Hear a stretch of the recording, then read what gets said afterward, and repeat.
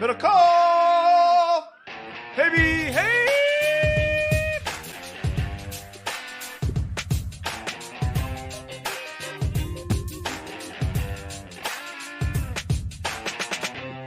Hi, everybody. Welcome to another edition of the Positivity Pod. I'm Guy. I'm Juan. There's Positivity Juan. And it's great to have you. It is Sunday evening. We just watched the Bills beat the Chiefs. It's been a full day of football. Don't forget, if you're watching this live on YouTube or later, not live, either way, great. Hit that like button. We appreciate that very much. That helps us out, as does subscribing to this, the Haberman and MIDDLEKAUFF Positivity YouTube channel. And also the podcast. If you're listening on the podcast, we appreciate you a lot. So hit us with maybe a 5-star review if you're in the mood on Apple Podcast or on Spotify, but get in the mailbag by leaving us a review. Leave a question in your review on Apple Podcast. That is how you get in the ham mailbag. Share with your friends, share with your enemies. That's right. That's very right. That's everybody. Yeah, it's everyone you probably know, friends and enemies. Hell, send them, buy them a cocktail if you're out. Make it a Tito's. Make it a Tito's. That's right, John. We are sponsored by Tito's Handmade Vodka, which, as many people were sending us messages, it was a big weekend yet again for Tito's in America, John, for the 25th straight year / 52 weeks. Do a little multiplication, subtract a few weeks for the end of 2022. We haven't quite completed the year yet, and that's how many big weekends Tito's has had. They're on a good run, Guy. They're on a good run. Just had their 25th anniversary, and I would say they've never been stronger, and they keep rolling. It's hard whenever I turn on the University of Texas on Saturdays. I'd be lying if I say I don't root for them to lose, but knowing that Tito supports them and the brand based in Austin, Texas, might have heard of the city. It's where it all began. It's where it all started, and they've kind of taken over the nation. They've taken over this podcast. They've taken over our listeners. You guys drinking Tito's with your Bloody Marys and your Tito's and sodas in whatever you're drinking. So keep supporting the brand. Keep buying those handles. Keep sending us pics and tagging us on the social streets of social media. Yeah, I mean, look, there's some basics here. A, it's fantastic quality. This is America's original craft vodka. This is the unanimous judges' choice double gold medal winner and the chairman's trophy for the world's best vodka tonic. The other thing is, you're not paying for the extra. You're not paying for the bottle. Okay, Tito made this label back in 94, back when Dion was shutting down corners or receivers. It is... He had 10 toes then. He had 10 toes. That's right. I don't know if you saw, but he's going to be on 60 Minutes tonight. I saw that Jim Nantz did that ad. I saw about 7 ads of that. We get it, Dion. Yeah. Plus, Tito's is major do good for the community company, supporting nonprofits throughout the country and the world through the Love Tito's program. I mean, the thing started because Tito's was just pouring for free at fundraisers, and people started saying, maybe we should give you some money for this stuff. It's pretty good. So go get it. And when you do, when you enjoy your Tito's, however you enjoy it, with a little ginger beer, with a little iced tea and lemonade, or you go to titosvodka.com and find maybe some specialty mix for the holiday season, maybe a little Halloween themed Tito's, or you just like it on the rocks, or maybe with a little soda, whatever it is. Send us a little photo of you enjoying. We appreciate that. DM it to us on Instagram or Twitter, or tag us in a post. No matter how you do it, we appreciate. Distilled and bottled in Austin, Texas. 40% alcohol by volume, enabling 80 proof, crafted to be savored responsibly. Tito's! We are also sponsored by DraftKings Sportsbook. Sign up at the DraftKings Sportsbook right now with the code HAM. Code HAM. Make a $5 bet this week. Get $200 in free bets if your team wins. Guy, in addition to the usual bets, everyone can boost their winnings to 100% with DraftKings stepped-up same-game parlays. Go to DraftKings Sportsbook app, opt in, place a stepped-up same-game parlay today with payouts bigger than ever. DraftKings Sportsbook is where we go. NBA starting Tuesday. Did you see the Warriors, extend Jordan Poole. He's fine. Face looks good. All Andrew business. Wiggins, no big deal. Takes a pay cut. Got news for you, guy. Checked out a little bit of the Lakers game playing the Kings. They lost by 50. Lakers suck. Warriors are sweet. Start gambling. I like the Warriors to come out fast and the furious. I would hammer them. Whoever the Lakers play early in this season, parlay them to lose. Parlay the Warriors to win. That's a fun day. Lakers to lose. Yeah. Kuminga looks good. So go do it. Like John said, everyone can boost their winnings up to 100% with the DraftKings stepped up same game parlays with payouts bigger than ever. DraftKings Sportsbook is where you go to bet on the NBA. Minimum age and eligibility restrictions apply. See show notes for details. Download the DraftKings Sportsbook app and use the promo code HAM. Make any $5 bet this weekend and get $200 in free bets if your team wins, only at the DraftKings Sportsbook with promo code HAM. Minimum age and eligibility restrictions apply. See show notes for details. This guy said. That's right. Bears repeating, though. Dude, you're just following the rules. Carl says Spicy Bloody Mary with Tito's is perfect. Somebody actually I saw on Twitter, tagged us, did one of those at halftime. But before we just dive into the game, I'm not going to try to be too negative, but we're very spoiled, I think, on the West Coast. We wake up, boom, there's just like Michigan, Penn State on, but we kind of ease into it, eat a breakfast sandwich, fucking not really paying attention, kind of lock in as the game goes on. I know I do as a consumer. I'm not like sitting at my couch every single morning, Sundays at 10-12, breaking down all the games. But by like 11, I'm in full game mode. But that's the beauty. If you lived on the East Coast, you'd probably like watch pregame shows because you'd be so antsy. Out here, you don't really have to because you don't have to wait that long to settle in. No. And if you do something the night before, you kind of come to it. You know, if you sleep in a little bit on Sunday morning, 8 o'clock, 8:30, the games kind of hit you like this. The 49ers game, to have to kind of be ready to go at 10 a.m., separate from the abysmal second half performance by our man Kyle, is just, it sucks. I despise 10 a.m. games that I have to watch. You're saying not the players being ready to go. You're talking about us, the viewers, having to be ready to go. I'm talking us, the consumer, us, the fans listening. It sucks. I would, even if you're playing shitty opponents, I love a good, remember last week? Playing the Panthers on the road, on the East Coast time zone, 1 o'clock kickoff. Yeah. I agree. It gets in the 10 a.m. kick gets in my dome, throws my day off. I don't like it because we get spoiled getting to wait until, 1 o'clock. And imagine being an Eagles. We're recording this at 4:45 right now. It's 7:45 and they still got 30 minutes for kickoff. I know. Being an East Coast fan, it's just they count on you watching no matter what. And that means that the West Coast games are late and the East Coast games are late. They're all late. Wow. Paul on the stream says, I lost my voice at the Syracuse game yesterday. Yeah. Unbeaten Syracuse, John. You want to lead the show with that? No. A lot of people on here wondering if we need to not address the fact, but if remember somebody last week said, is this a trap game for the 49ers against the Falcons? And we both said no. Part of the reason I said no is because I watched the Falcons last week. They are not the Panthers. Like, I'm not shocked that game was close. And not just close, the 49ers lost. I guess in the end it wasn't that close. I don't know if you saw the Falcons post-game celebration. No, but they break out the bottles, the blue cans, the blue like long neck can bottles of Bud Light, and everyone in the locker room just drinks Bud Light. Blue collar celebration at Arthur Smith. I mean, is this like a San Diego Padre celebration? Is that what they're doing? Yeah, they pop bottles post-game. Here is my main issue, is that you're not good enough, even though you were in the NFC Championship game, not with these many people out, to have any trap game. I don't give a shit who you're playing. And clearly this year in the NFL, like even the worst teams are kind of feisty. But the other part is, Guy, it was 21. They got down 14-0 pretty quick. It was 21-14 coming out of half, and they had the ball. Like, if you're going to fall down 14-0, kind of like that at the end of the first quarter, you're down 14-0 on the road. That's never ideal. Long game, though.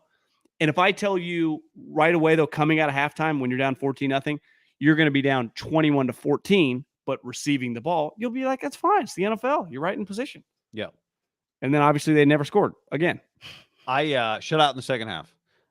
I did not. I was not that concerned down 14-0 because the second touchdown was kind of fluky, which whatever, like those count the same.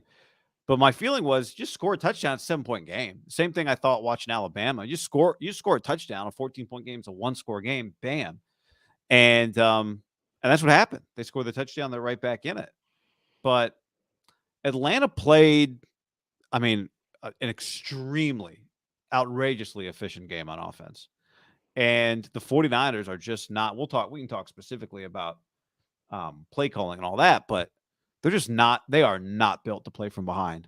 They are not built to play from behind. Well, see, I'd push back, and we'll get into Kyle here in a little bit. Like, they actually, part of when you're not built to play from behind means you're not an explosive offense, and you're not going to throw the ball, in my opinion. Right. And they have 3 really explosive players that are pass catchers in Deebo Samuel, Brandon Ayuk, and George Kittle. And to me, their problem, Arthur Smith is the coordinator that really became famous, not because his dad started FedEx, but because he turned Derrick Henry into like 2 of the greatest seasons we've ever had, right? He was an offensive coordinator for an offense that had Ryan Tannehill as their quarterback, but they utilized this running back. He loves the run game. And you saw today they ran for 168 yards. They clearly kind of have a type, what they're looking for. Their running backs all kind of look like, what the fuck was the guy's name? Fullbacks? You remember the backup for LT back with the Chargers? Then he got signed by the Falcons. Michael something, little guy. He was just this little powerful guy. Not Michael Tolbert. Not Mike Tolbert, who blew up for the Panthers? Yeah, Michael I think Michael, whatever. But that little compact. Backup, and then he played for who? The Atlanta Falcons signed him, I think, to a decent amount of money. And that little compact running back that's hard to tackle, Michael Turner. And that's what they had. And when you don't have Kinlaw and you don't have Bosa and you don't have Eric Armstead, and then you have, you're just missing a lot of guys. They just kept running it down their throat. He wants to play like Kyle. The difference is, Drake London and Kyle Pitts still obviously really talented, especially Kyle Pitts, but they're unknown quantities. Like the 49ers got known quantities, and they got Jimmy Garoppolo, who is a much better passer than Mariota in theory. But like, they don't want to, like Kyle, even when he's down, like I'll just keep running the ball. Like, bro, you got to have a different pitch.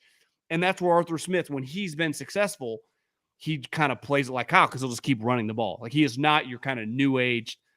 He actually looks older than I think he is. I mean, he looks like he's 58. I think he's like 43 or 44. But they just want to run the ball nonstop, which is cool when you're winning, but you can't do that when you're losing. Yeah, I mean, they need time to come back in games, period. That's the Niners' problem. And I know it's their problem because it's the same problem they had last year. And it's why we advocated. Now, we're not going to Jimmy Garoppolo is their quarterback this year. There are just some realities that come with it. But it's watching that game today, to me, was a reminder of why I was a big advocate of them drafting Trey Lance and drafting a quarterback last year. Because they cannot move quickly. He did throw some bombs that did not work. He did. He nailed Ray McLeod's hands. He nailed the tight end's hands. Charlie Warner. Good throws. Hit Brandon Ayuk in the corner route that was a holding on, what Jake Brendel had about.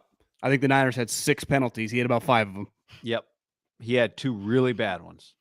Yeah, bad. He had 2 really bad ones. What's crazy is the Niners have lost to what probably will turn out to be, I think, tell me if you agree with this, 3 non-playoff teams. Atlanta's now 3-3, so same record as the Niners. But we were talking before we hopped on, and we were talking about, the 2 big drops, and they were terrible drops, are by their 2 worst players of the group, right? You would go Deebo, Kittle, Ayuk, in whatever order, Jennings, and then that group, right? Ray, Warner would be after them. And you Willie said Snead. It's Ray's ahead of Willie Snead. Willie's still on the squad? Yeah, I saw him in the huddle today. That like part of the reason they're open is because these other guys. And I think that's fair. But yet I'm watching the Bills game. I'm watching Seattle. I'm watching, just flipping around channels, watching other teams play. And it's like, well, fucking DK gets a bomb, right?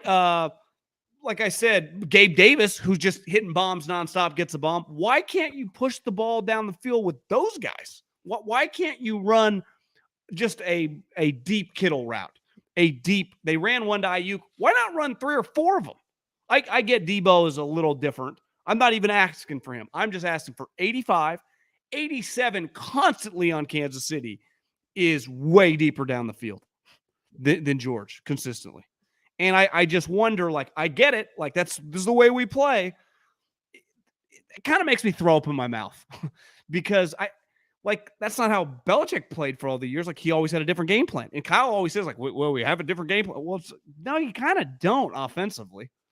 And when things get ugly, it's like you kind of hope for Debo to pull a play out of his ass or George to, like, break 7 tackles and get 40 yards on a play that should have gone 11. It's like, it's kind of like ultimately, like, the reason the Bills are able to score or the Chiefs is like they'll hit Juju on a 35-yard play. Like, that's down the field, not Juju breaks 3 tackles, jumps over a guy, and that got him 38 yards. It was like, no, they hit Gabe Davis on a go route. Can we just run some longer routes to, I don't know, some star explosive players that we'd all agree they have, right? Those guys are big. I don't know, man, because we've never really seen them. They've never had those plays, right? And I do think, I know a lot of people rightfully, Jimmy Garoppolo played winning football today for how this team is built, right? 71%, 2 touchdowns. Now, he did have 2 picks. One of them, the one pick at the end of the half, yeah. I agree. And the other one, you could argue there was a hold on, but whatever. A pick, if he throws a pick, yeah. What? Not trying to nitpick the first pick, but from a play calling standpoint, I think they had like 9 seconds left. They didn't have a timeout. They're kind of close to field goal range. What the fuck are we doing there? Like, what's the thought process on this? Well, I'm talking to the play caller. Were they? Felt like they were around the 50 because they'd have to get the midfield and spike the ball. Well, no, I'm talking running something toward the sideline, but I've seen teams pretty consistently, I don't know, run like a 9-yard out route. Like, I think that plays a great example. It was Debo in triple coverage. Like, I don't like, this is my one thing I want to say. Jimmy played a good football game today. Jimmy has been playing good football, but I saw a lot of, this was not Jimmy Garoppolo's fault today. And I'm not here to say that it was Jimmy Garoppolo's fault. But I do think some of the problems that we have with the way they played today are fundamentally part of what their offense looks like. Some of the limitations they have because of, there's a reason they traded up to draft Trey Lance last year. And this game is an example. Like, it wasn't his mistakes that were a problem. It was some of Jimmy's limitations when you end up in a game like this. I'm no Tom House. I'm no JT O'Sullivan, Jordan Palmer, Greg Pinelli, name every quarterback, Quincy Avery. I'm not that guy.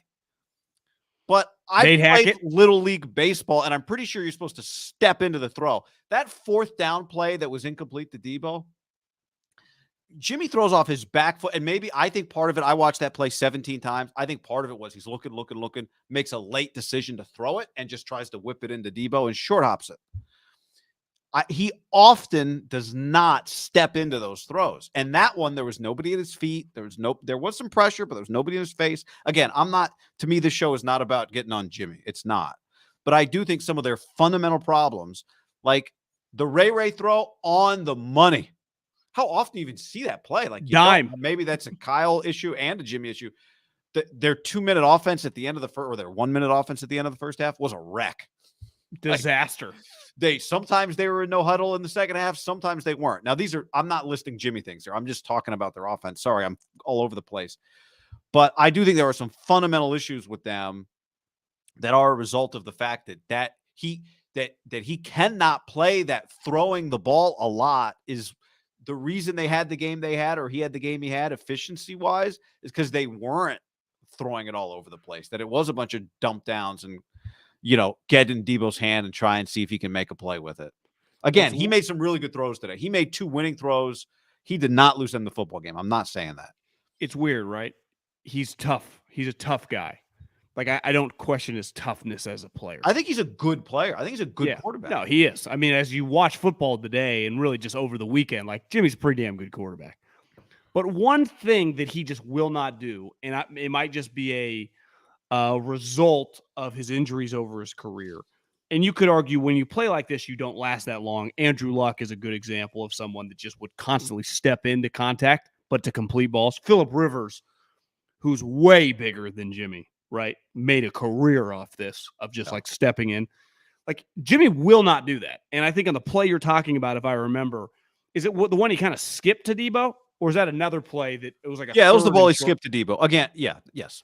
He will not step into that play when the guy is coming at him and he know that he will get mollywopped. Now, he does enough where you just like can't really question his toughness. No, you can't. But like he will not do that play.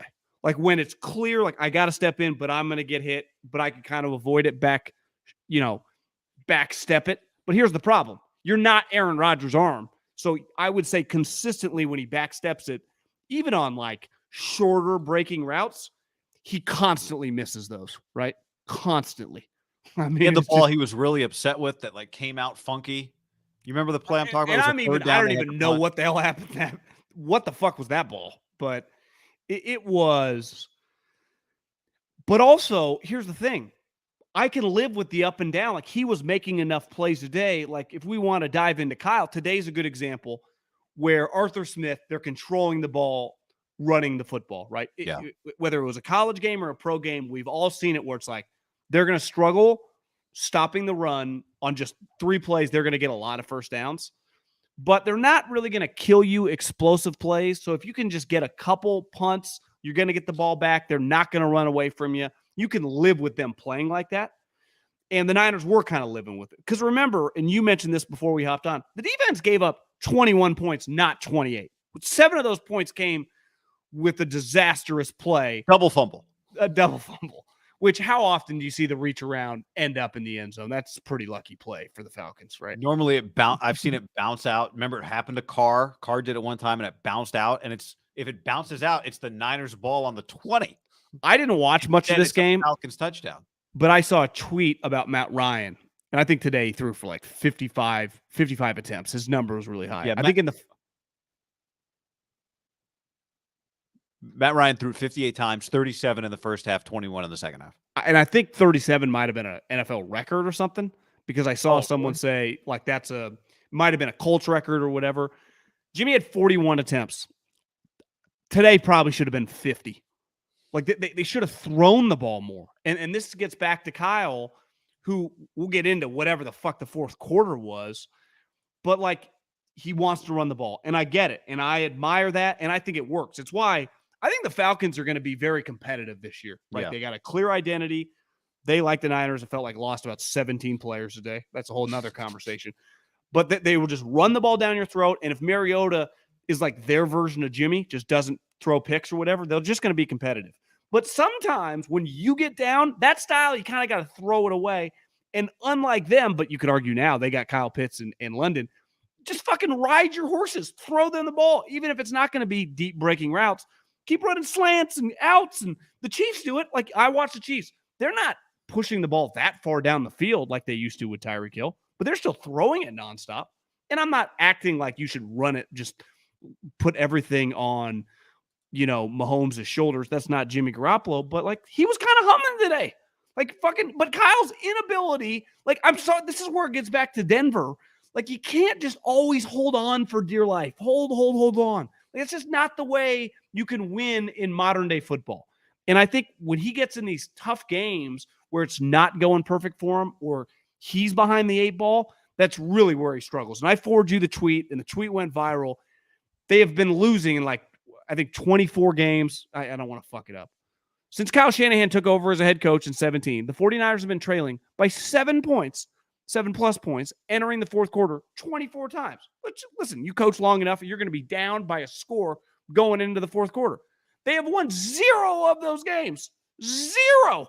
Guy, that's fucking insane. That is an insane stat. If it was 10 times, I'd be like, yeah, it's a little weird. 24. It's a little bit like, it's weird. Like their guys are not, like usually to me, front runners are kind of like puss.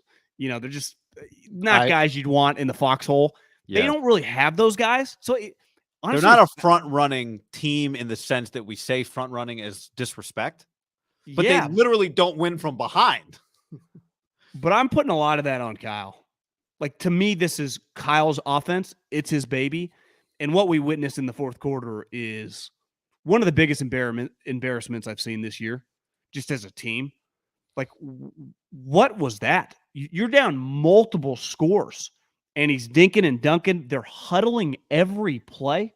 If it was his first year, right? Like if Brian Daboll was in that situation, they were huddling, you'd be like, well, not ideal. You've had a lot of the offseason. I don't know if you've been a play caller. I know, but I'm just trying to like paint the picture if it was a first-year coach. 6 years, and 5 of those have been with this quarterback, really 5.5. Like, how could they not? The tempo, the urgency, and I know you hate this, but when they go to the fucking sideline and he's just standing there like, how is he not screaming, hurry up? Isn't that just a basic, like, whether it's Little League, me and you in 1995, whether it's the NFL, whether it's high school football, college, a natural reaction from a sideline, especially whoever the play caller is, no matter what level, late in a game, fourth quarter, you're down multiple scores. It'd be one thing if it's 10 minutes left, you're down 3, like, no urgency. Multiple scores, when clearly you're not getting that many possessions.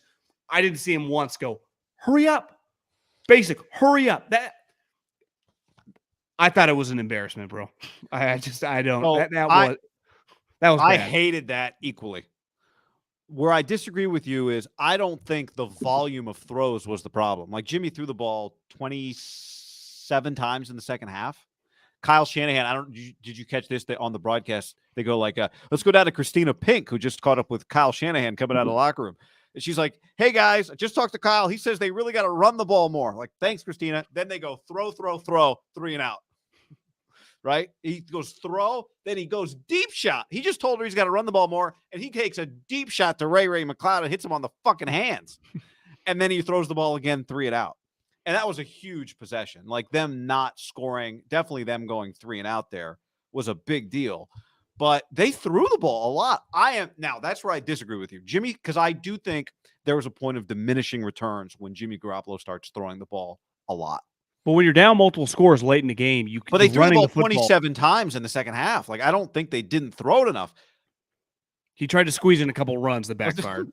Okay, but I'm just saying, like, yeah, well, the third down pitch play did not work. Right? What about some of the screens late in game? But I think the throws. Now, some of those throws came after. I'm talking, I guess, push the ball downfield when you got to go 80 down a couple scores. Now that's where I agree with you. A 16 play. They got the ball with 10 minutes left, down 2 touchdowns, and they put together one of the most beautiful clock draining plays that I saw in the NFL today. The problem was they were down 14, but they went 16 plays.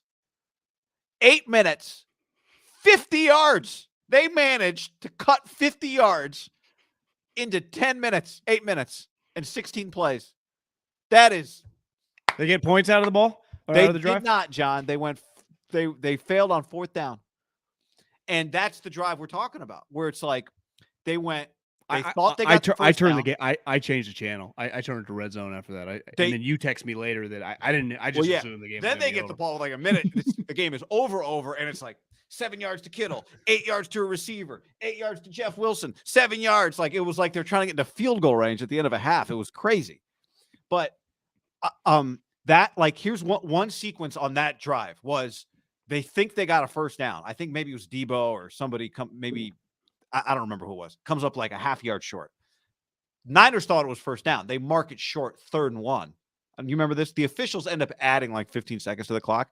Garoppolo yells to the sideline, hey, Kyle, it's 3rd down. Like the play call we got was a first down play call. This is a 3rd down. Okay. Niners changed the play call. And that's when Jimmy was doing this. They had to reset the clock. And they did. They added time. The Niners sneak it. Okay, they sneak it. Great. Which is fine. Like 3rd and 1, just get the first down. I'm not complaining over Same thing I would have done later in the game on 3rd down when they ran that pitch play to Tevin Coleman. Then, out of this sneak play to pick up a first down in their own territory, somehow they don't snap the ball again until there's 6 seconds on the play clock. How is that possible? And you said it, and I'll reiterate. How are they not ready for down 2 scores in the second half? And I tweeted this late in the 3rd quarter. They punted down a touchdown. Which was, they were on like their own 30, whatever. Okay. But it was clear their defense could not give up another point because they were only going to get like 3 more possessions at their pace. And that is the heart of it, is they do not move or score quickly. And they didn't last year, and they just don't. They just don't. And what made it particularly hurtful today is that they did hit big plays. The Ray play should have been a tie game a minute and a half into the second half. And that to me is falls squarely on one guy. The head coach, who's the play caller, whose offense is like a family delicacy. That's the thing, right? It's not like, well, he's only been calling plays for a couple years. Like, no, this is like a family way of life. You and I have been at these practices with his dad roaming the sideline like this, with his dad talking to quarterbacks and offensive players. And where does John gravitate toward? The defense, right? He stands behind the safeties. Like prime time. The offense is is the head coach's baby. So to me, like I'm putting that squarely on the head coach today, and people DMing me and tweeting me and texting me. Like, I just kind of move on. I don't hold on to stuff besides like big picture stuff. It's like, this is how Kyle is. This is how Kyle is. And it's kind of right. But I don't kind of carry these things. But like, this is kind of his MO. There's just and it kind of makes sense. He's a run game guy. Take a deep breath. Take your time. Snap the ball with 2 seconds. Does he not have the pitch of like, go pedal to the metal? And this is like the best part about the Patriots offense historically, which Kyle always claims like we just do game plan specific shit. I'm kind of calling bullshit. Like, they only run wide receivers. They love wide receiver screens. Like, they have these staple plays, that pitch play that's basically an inside the tackle play. Like, he sticks to like 4 or 5 plays. And I just wonder sometimes, like, how do you not have some other curveballs? Like, he will, and one thing he does really well, right, is scheme the play and the right time for the guy to be wide open. He does that his entire career 2 or 3 times a game.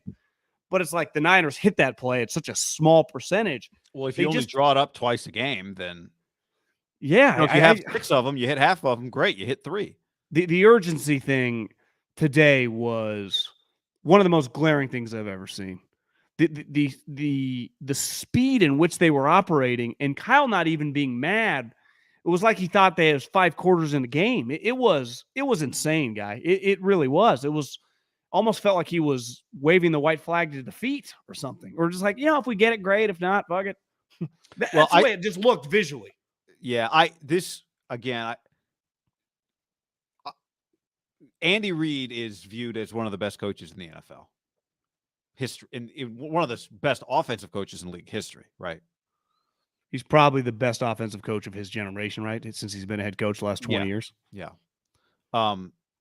He has Patrick Mahomes. Bill Belichick is viewed as maybe the greatest coach of all time. He has Tom Brady. Like, you have to, at the highest level, have a quarterback that can do things that you as the coach cannot do, because all you can do is manage the clock and call plays or whatever, prepare the team, right? And like, Kyle Shanahan needs help from his quarterback. And when I say that, I don't mean he needs somebody better than Jimmy. I do think you need that to ultimately win a championship. But I mean somebody who will do things that Kyle is not capable of doing or is uncomfortable doing. There are things that he is uncomfortable doing, and Jimmy Garoppolo does not make him comfortable to do them. Well, Patrick Mahomes does a bunch of stuff that Andy Reid, I'm sure, makes him hold his breath. Pat today. I mean, Pat, if Steph Curry ruined basketball, Pat Mahomes, you watch college football and it's just dudes throwing like 3/4 hip throws, right? Mahomes does stuff that's got to make coaches freak, but it's okay, because in the end, it is more beneficial than it is hurtful. And the Niners just do not do anything that makes Kyle uncomfortable offensively. It's not an apples to apples because Sean McDermott is not the offensive play caller. But where I'd push back a little bit is, like, deep down, I think Andy kind of likes the chaos, right? The Favre to Donovan. I think it's fine. But again, like, you call a play. My ultimate point is, like, nothing happens. But that makes Kyle uncomfortable. But I think today Sean McDermott is a pretty tightly laced. I don't want to call him a stiff, but he's not Andy. And what he's actually his personality to me, the way he wants to play football, is much like Kyle. But I'm looking today, I just pulled up the box score, but I think Josh is kind of Mahomes cloned now, the way he just kind of does stuff randomly. It's like, no, yeah. He has a lot of those. And I think you kind of get used to it. Like, how many plays today, I wonder if you could sit down with Ken Dorsey on the plane ride home, did Josh Allen make a play out of nothing? Like, it wasn't there. I was a bad call by me, and he fucking did a 360. Yeah, right. So, yeah, they're ultimately going to need that. But we're jumping steps. We're just talking basic levels of football of, hey, you're down 14 points with 10 minutes left. It's football. That happens, right? That happened this week on Friday. That happened somewhere this week on Saturdays. That probably happened a couple places if we looked around the league today. You got to go pedal, and it's all dependent. Like, is everyone going 3 and out and you're getting a bunch of possessions? That was not this game. You had to go right away. Max, we're getting 3 possessions.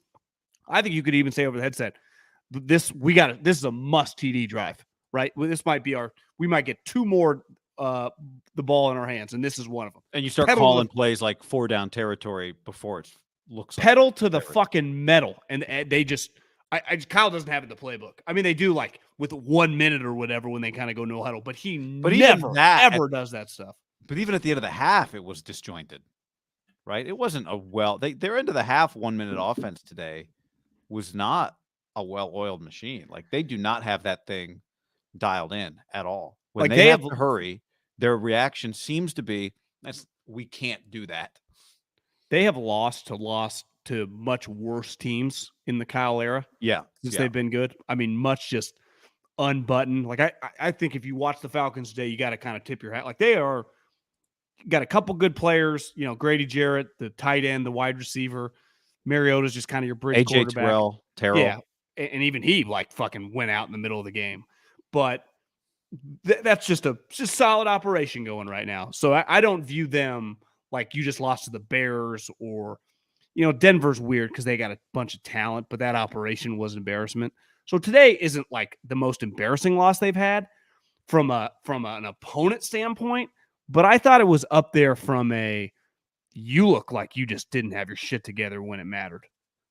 Yeah, I mean, if they had moved down the field and just stalled out on the goal line, it would be it'd be a bad loss, but it would just feel differently. Like, and that's football. A shot. Like, they gave themselves a shot. Now, because at the end of the day, they're 3-3, and the NFC is wide open, and the NFC West is wide open, and blah blah blah blah blah.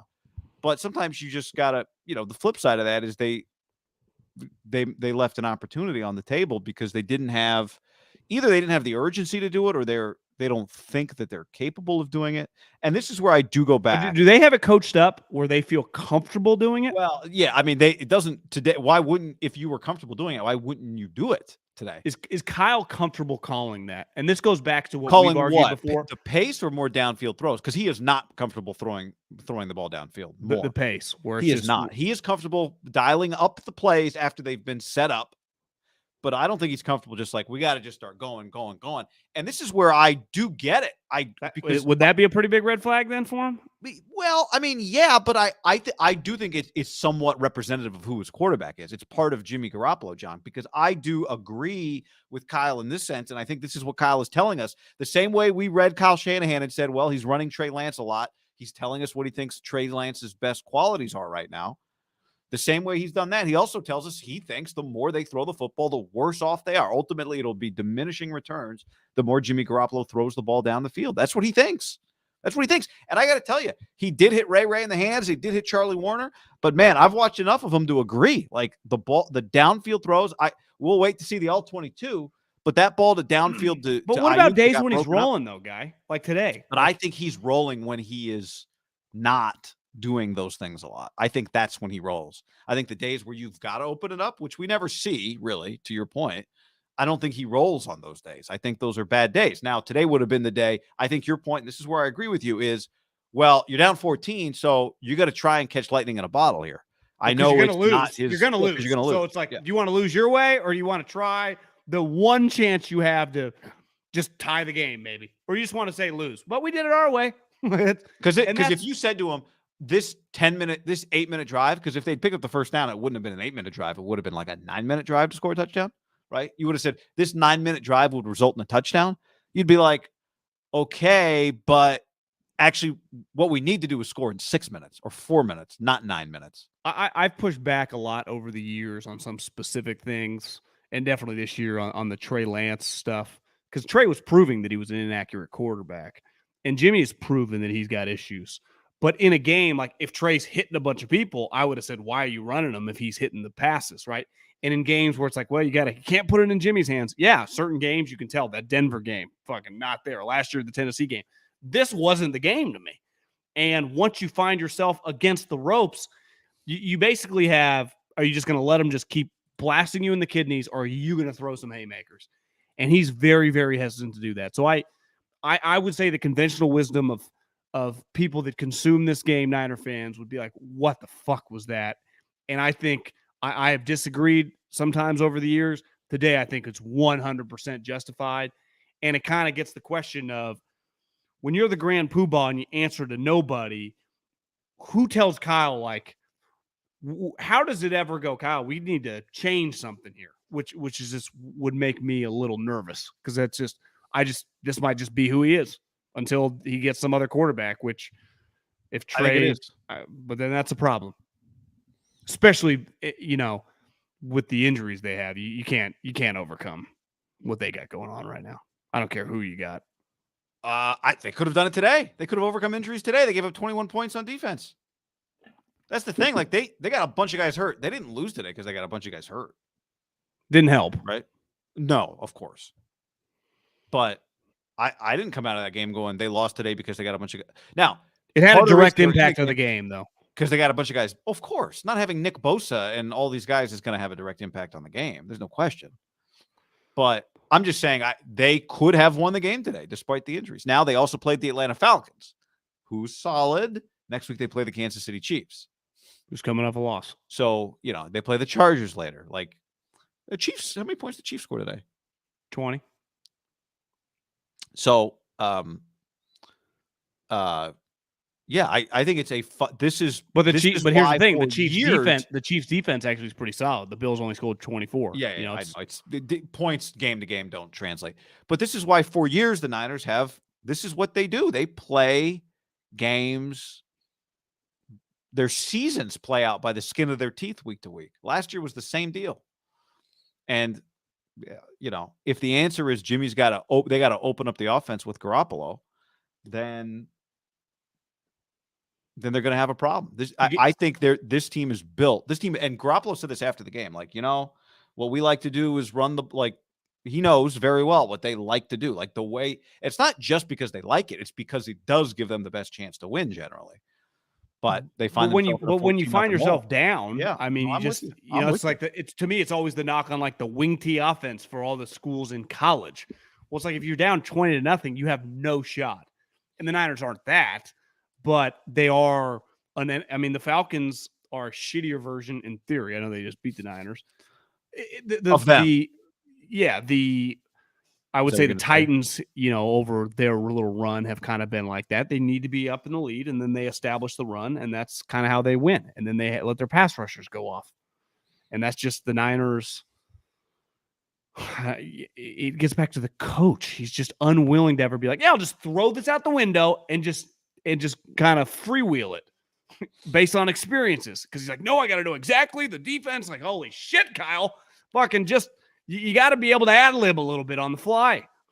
And that's, to me, like Andy's great at as an offensive play caller. Like, and I'm not even talking about Mahomes doing random stuff. I'm just saying, like, screen game ain't working. We'll try this. This ain't working. We'll try this. Kyle's not really that big on that. Yeah. When losing. Yeah. An 8-minute drive down 14 in the fourth quarter. I'm not sure I've quite seen that before. I mean, it's probably one of the most... given the circumstances, most embarrassing drive of Kyle's Niner career. Because it'd be one thing, like, you're not getting sacked or anything. You're just, what's going on here? You're just not getting it down the field fast enough. Let me rephrase that. It might be his biggest WTF drive of his career. You're just sitting there like, what the fuck? Is this real? I just kept thinking, like, is this real? What's going on? Is this real? Because here's the deal. If they score a touchdown there, maybe they get a stop, maybe they move down the field quickly, but you're going to have to score 2 touchdowns to tie the game, which means you have to leave yourself enough time to do this again. I just looked up. I think was that Joe Biden on the field? What are you looking up at? I looked up at the Which game? Eagles Oh, I didn't at see. 50-yard line. And there's I, people singing. I was like, was that Joe Biden in the middle? I just saw Cleveland hit a home run off Garrett Cole, make it a 1-run game. Could not have the Guardians win the series. I know that. Knees on the stream dropped a 2-banger. That's $20 to say. Does it feel like Kyle gets too into the perfect plays and not the players? When Warner and McLeod miss big plays, Kyle just focuses on the play working and doesn't factor up why they are backups and in key moments that matter. See, I think over the course of a season, over the course of a game, like Ray McLeod's on your team. Charlie Warner, like these guys are not deep on the depth chart. There's no reason for them to play level players, right? Like that ball getting thrown to Willie Snead would be, okay, 2 guys are hurt, or, Debo is in the tent on concussion protocol. So whatever, somebody else run out there. But to me, part of the reason Charlie Warner was open down the middle of the field is because George Kittle was to his right in the slot and attracts attention. Like part of the reason Ray McLeod's open down the middle is because Brandon Ayuk is crossing underneath and attracts attention. So I like in the history of every good team, they've had role players make plays. Like your role players have to make plays sometimes.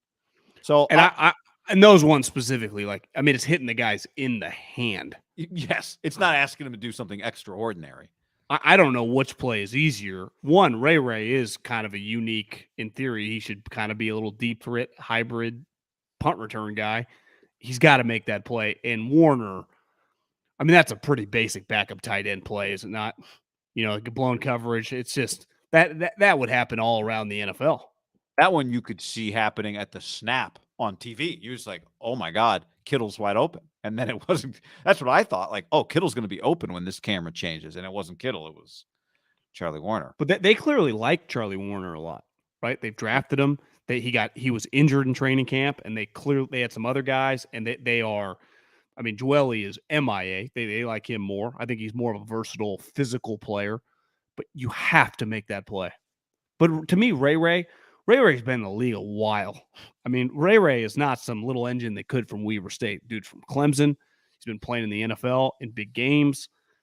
Clearly, feels like they do like him, right? I mean, he plays for them. He had a very nice return last week. He had a good one this week. Yep. He also makes you hold your breath, but that play is, and that is a football play, though, right? I mean, that if you watch Power 5 football and NFL football, like the deep ball does hit guys' hands and hit the ground. I would say half the time. Well, and that I think is part of what makes it frustrating for this 49ers team is that it's not, that play is not ever the result of quarterback breaks the pocket, fast receiver gets open down the field. Yeah, although Jimmy did do the point to Kittle and missed him in the corner of the end zone. Now, Schlereth thought Kittle should have run to the back. Mark, what are you talking about? Flattened it out too much. I mean, just hit him. I don't know what, like. Mark, he just, even if he took a step the other way, he wouldn't even have been close to the pylon. I like Schlereth. I thought that was just wrong. No, he was just running. Jimmy pointed. He puts his hand up, and Jimmy, that was a terrible throw. Well, imagine that play happening. I don't know if people who are in their early 20s now play pickup football anymore, but in our day we did. If that play just happened between two people who hadn't spent a bunch of time practicing, you'd be like, bro, you missed me. That would be it. That'd be the whole thing. You missed me. That's it. I thought you flattened it a little more. I thought you were going to angle back at 17 degrees. You missed him. He pointed like this. Kittle turned, ran that way, and he airmailed him. I pointed there, not there. So my point is that play for the Niners is always the result of like mad scientist. Oh, we set this one up in the first half, so it'll work this time, right? We set this one up with 7 runs, so it'll work this time. That's how they have to do it. It's never the result of Jimmy breaks contain, scramble drill, everybody go deep. Scramble drill is like, everybody come back. It just doesn't. That play requires, and they are. I don't have a very expensive Italian sports car, but people say like those cars are very high maintenance. Like one little, the pH level is just a little off, and the car does not perform as it's supposed to perform, as opposed to just, a Ford pickup or a Honda Accord or whatever that's just going to drive for a long time. And that's the Niners offense. Like, it is a very high maintenance offense. Everything has to be in the right spot. And that's very difficult. That's very difficult to play that way. It's like especially when you're down 14 points. Corey on the stream says, I feel like this is the same offense we would have seen in any of the last 3 seasons if the defense wasn't elite. The defense has carried them this year, and that's a mask for this offense. Your thoughts? Yeah, I mean, the defense has definitely carried the team. I mean, it's just not even debatable. But it's not like they don't have good players on offense. I mean, they have George Kittle, Brandon Ayuk, and Deebo Samuel. Do you know how many teams in the league would sign up for that? Like the 49ers, Drake London, Kyle Pitts. Those guys, London was the 8th pick. Pitts was the 4th. The 49ers would not trade their guys for those guys. Now, maybe I'm wrong in a couple years, but would they trade Deebo? And I wouldn't. Those guys are sweet, though. They are. Those guys are big. And it could be they're different. Drake London was in Diamador Lenore's ear the whole game. But like Ayuk is sweet now. Like getting open with ease. He's sweet. Yeah, I mean, he had 8 catches for 83 yards and 2 touchdowns today. But you'd be like, okay, Kyle Pitts can be a star. That's true. But like they have George Kittle. I mean, so if they can't use George Kittle, why would they be able to use Kyle Pitts? I mean, it's like they got it. Now Drake London is, but he's better than Juwan Jennings, but they have that body type. Yeah, I mean, the one thing you would say the Niners don't have is they don't have DK Metcalf, Stephon Diggs down the field, down the sideline, consistently beat guys. Because if you had that guy would be running that route instead of Ray McLeod. But whatever, they're not throwing the ball to that guy anyway. So I just do believe that IU can do it. I know that Kyle doesn't, but Well, why doesn't he? I mean, I don't always think he knows. Let me rephrase that. I don't always think he's right. But I'm not talking about Kyle. I'm just saying, how often is Ayuk running past a corner 25, 30 yards down the field? We don't even ask him to. Yeah, I'd be all for it. You don't see it. I mean, we saw it today, and I think we'll see when we watch the tape. I think the tape will show that Jimmy did not throw a great ball to Ayuk, who had the corner beat. I think that's what I'll see, but we'll see. I don't know. Maybe I'm wrong about that. He had about like a step. I mean, it wasn't, I wouldn't say it was wide But I think open. that step got erased because the ball was under. I don't know. That's my guess. I agree. The step got erased because the ball did not lead Ayuk enough.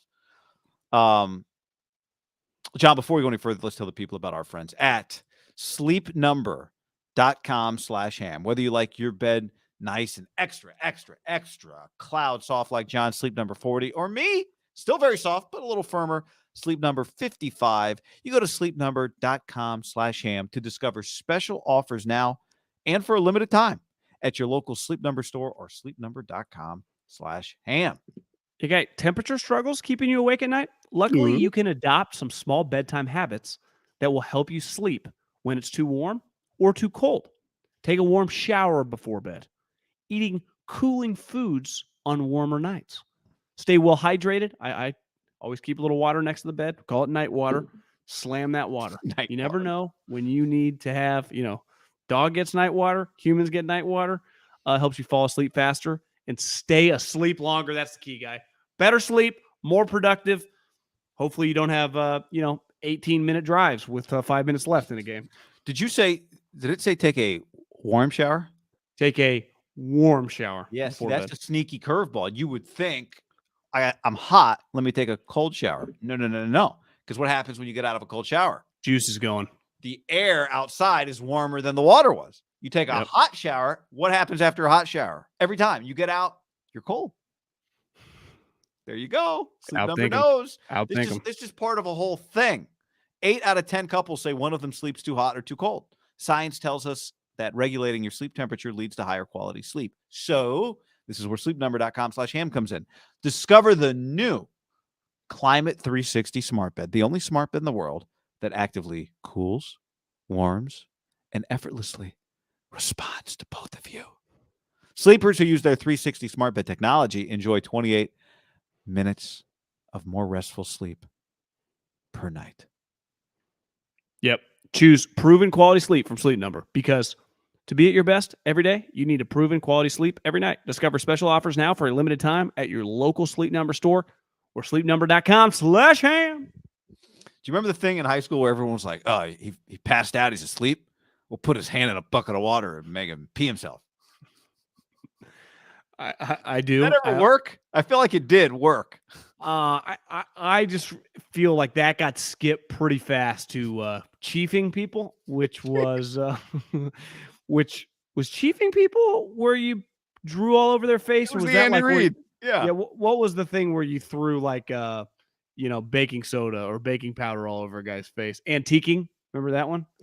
Anyone ever get antiqued where you throw shit all over their face and they wake up? That was another one. I think that was like a Steve-O, Johnny Knoxville thing. Oh, okay. Who are still going strong, it feels like 30 years, 20 years later. Yeah, Steve-O.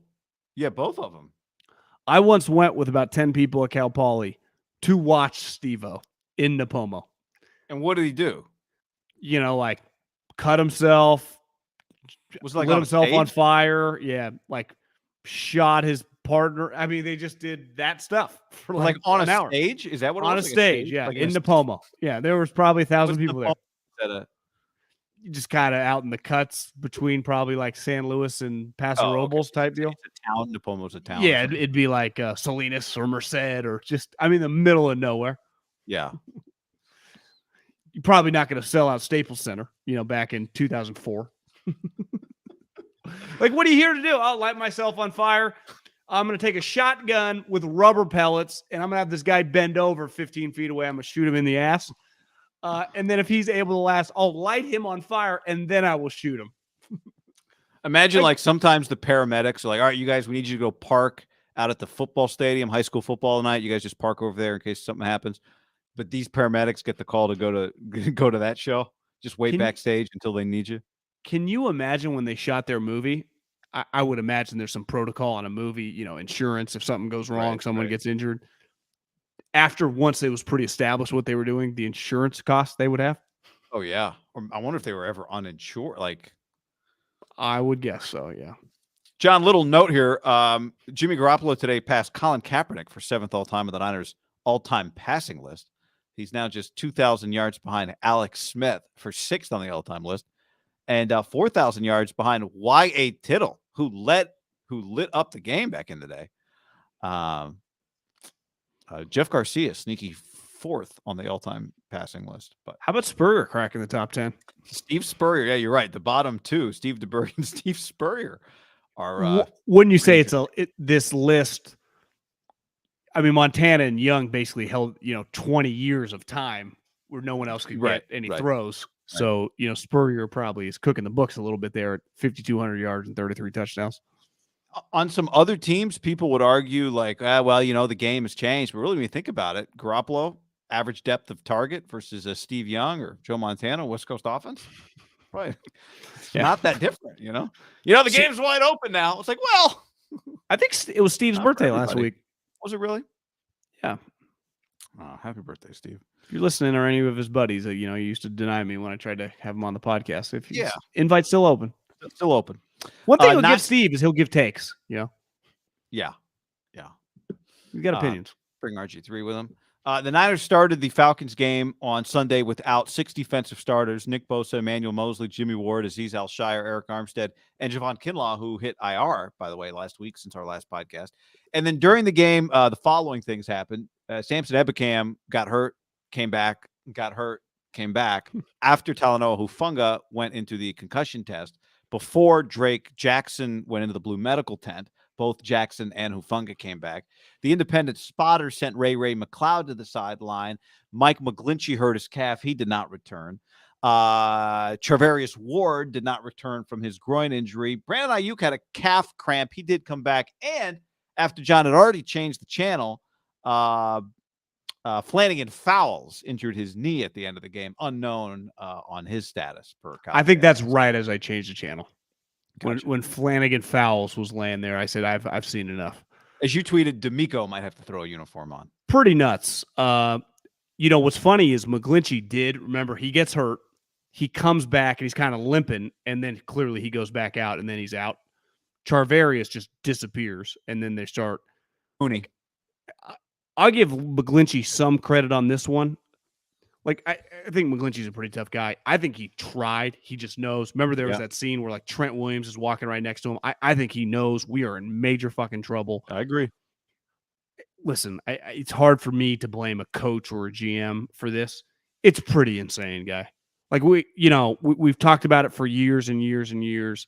It's hard to just be numb when every fucking game, 2 or 3 starters go down. It's one thing, like, just some random dude kick him to the curb, get another practice squad guy. That is just, you're just holding your breath every time. Like, God, if Fred Warner were to go down or Debo were to go down, what the hell would they do? And then even the moment where he clearly just had a cramp, you're like 5 seconds ahead of me and you text me like, oh my God, it was Ayuk. And you just assume, like, did he just break a leg? Well, that's what I thought happened to Ebicam. I mean, their first drive. Slater had a pretty funny line. Like, is there a max where you can get hurt, limp off, come back, limp off, come back, limp off? Because I think a lot of these guys are doing it because they know where the team's at, right? Like, we can't keep losing all these people. Yeah. I also think, like, the first Ebicam one just looked really scary, didn't it? It looked scary. And I guess Hufunga had already been pulled from the game by the time Ebicam got hurt on the goal line the first time around. Hufunga falls under unless you're a quarterback. Like, it's like you might have a concussion. You'll get checked, come back in the game, keeps crushing everybody. It's like, no one cares at any other position except quarterback. Oh, I didn't even mention in that list that it happened to Debo. Debo the independent guy saw him. Yeah. So it happened to him, and it happened to Ray. I saw it too on TV. I think that guy's being pushed like a minimum 3 people a game, and make sure the play-by-play guy and analysis and the guy analyzing the game know about it. So just send them a text. Here are their numbers. Every time you see, like, guys just checking Debo here, it's like Debo wasn't even in the game. Just doing my due diligence. It's like, guys, we get it. I did think when I saw Ray got up and, like, did one of those head shakes, I'm like, oh, that's an immediate tester, and that is what happened. So after the game, Kyle Shanahan said, Bosa could be back this week against the Chiefs, and Trent Williams apparently could be back this week. So that would be very good news for the 49ers. It's, I think, to your point, as crazy as it is, like, you don't take a beating and then say thank you, but it is, they've been really lucky in the sense that Ayuk, Debo, and Kittle have been very healthy because those guys are in a lot of collisions. Fred Warner obviously makes a ton of plays. Kittle did miss 2 games. Yeah, no, I just meant since, but you're right. Yeah. And the one thing I thought also was just Chris Kasarek's guys do just keep making plays. Drake London had a sack for the 2nd game in a row. Ebicam and Omenihu were everywhere. Givens, Hyder made a couple plays that really stood out. Ridgeway made some plays. Ridgeway. I mean, Kasarek just saves their ass every week. His squad, which I said a couple weeks ago, and every time I watch him, I stand by this, is like the regular army, and then, like, the special forces show up to help the regular army, and that's Kasarek's squad. And they wear, like, a slightly different uniform, and they kind of think they're better than everybody else. But even though they're a little arrogant, like, the rest of the army's like, fuck, we need these guys. Like, they do the dirty work. They go in first. They're just fantastic. They just come in waves. So, well, what's even to say at this point, though? Right? They fire trainers, they fire doctors. They just, the turf. I had a thought today, just trying to think of new thoughts on this. Do they need to practice on turf sometimes? Like, are their bodies not properly acclimated to turf? I don't know. Maybe a stupid thing. Crossed my mind today. Is there something that happens when you don't play on turf because they practice and play on grass? Do they need to spend some time on turf? I don't know. Might be a dumb comment. Not sure, but crossed my mind. I'll say this. If Ward is not able to go this week, that's a pretty big blow. Because, 1, he's obviously just a really good corner. But 2, he's been practicing against this team for fucking his entire career. Like, every single day, he went against Patrick Mahomes. And even last year, was Juju? No, I guess Juju, he never went against him. But he's gone against Hardeman. He knows he can just be on the field to help communicate against Kelsey. That guy would be a pretty big loss. 1, just from his talent, and 2, from his just comfort with that colors. He won't be like, oh, playing Patrick Mahomes, which clearly those guys went out, and the domino effect, because it was a double whammy. Mosley tears his ACL, so you already have a backup starting, and then he goes. So all of a sudden, Womack, who got passed by Lenore, becomes a starting corner. And what happens? They immediately throw a touchdown to Kyle Pitts on Womack, which is probably not an ideal matchup. But in fairness to them, like, what are they supposed to do? You know, Ronnie Lott ain't walking through that door. Literally nobody's walking through that door besides injured people. And every time that they immediately or throughout the game eventually say out, like, do you expect? I mean, if you tell me McGlinchey's out for some time, I'll believe it. Did he strain his calf? It was weird. They said calf. He clearly banged his knee really hard on turf, which hurts. And he's big. And I thought limping off like that might be I don't know, some kneecap bruise or something. At one point, I wasn't looking, and Pinion, I heard like Pinion on the punt. I'm like, did Wisnowski get hurt this week and they signed Bradley Pinion back? When did I miss that? He did have a sweet punt that landed at the one. The dude holding it, and then he pointed at the sky. That's when I knew it was not their day. Was that the punt that started the 8-minute 16-play drive? Or did they have better starting field position on that? How about that? I feel like they got pinned a couple times. At the end of the half, and somehow Pinion kicks it from like, where was he? His own 20? And somehow the Niners started that drive at their 30. Like, they didn't get that great a field position. Joke. So that was bad. So I think there's a question here too, which is, I don't want to do like some radio segment, which is like glass half full or glass half empty. But the NFC is wide open and the NFC West is wide open. And there's two ways to look at it. One is, well, you could have taken control of the NFC West with a win over the Falcons. They didn't. The Niners are still in first place in the NFC West. The 49ers are still in first place in the NFC West. That means the 49ers still control their own destiny, all of that type of stuff. Very early, not early, but not even to the midway point of the season. They're in first place in the division. The division is in shambles. I took a little bathroom break in the afternoon. I thought you could just say bath. I was like, whoa. And I took my phone with me, like as most humans do. And so I go to twitter.com, and the first tweet I see is a Stafford pick six. But the quote of the tweet is coming from our main man, Richard Sherman. And I appreciate it because I do it with Sark and I do it with Kyler, and we all have for whatever reason, maybe Stafford big time to at an event 8 years ago, who knows? But he says, like, look at this, Stafford keeping both teams in it since 2020, guy. Matt Stafford has 9 pick sixes. 9 pick sixes. The second person on that league are several quarterbacks tied with 4. Peterman? I don't know. Was there a list there? Did you have the list? No, it just had like 5 quarterbacks tied with 4. 9 pick sixes. At one point in time, they were down in that game when he threw that pick. It was like 10-7. They ended up winning the game, but he is a major roller coaster ride. The Arizona Cardinals stink. I mean, they are bad. I think there's a chance some of these, I was going to say one of the worst business contracts in like modern day, but I mean, some of these contracts, you see these acquisitions are in billions. So it's ultimately giving Kyler Murray $160 million relative to like major corporation society is not that much money. But I would guess even in like Wall Street or whatever, CEOs, they make a ton of cash. For one individual, $160 or $170 million, a lot of money. That is a disaster. He still does enough to go. It's not like he's a total scrub. I think it has a chance when you factor in how much money it is to be one of the worst contracts of all time. We got a long way to go for that. But he's not throwing touchdowns. Like, they're not scoring points. They lost easily.